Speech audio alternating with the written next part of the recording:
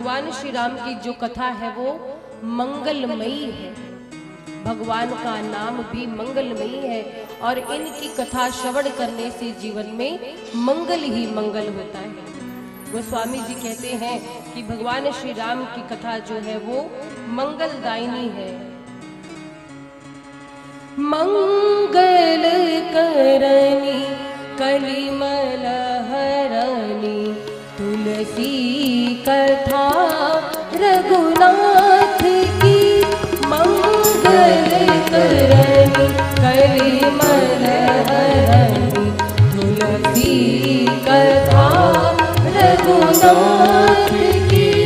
गति पूर कविता सरित की जो सरित पावन पात की। गति पूर कविता सरित की जो सरित पावन पात की।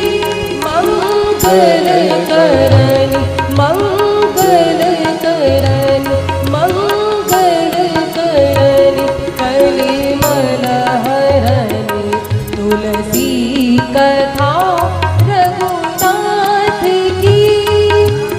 करनी कलिमल हरनी तुलसी कथा रघुनाथ की।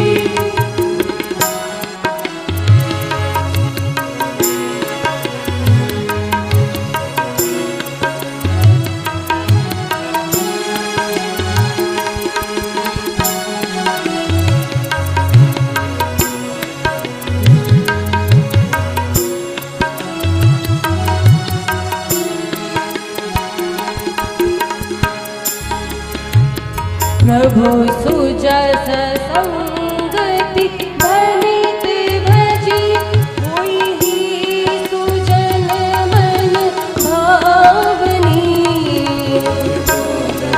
संगति बनित भजी होई ही सुजन मन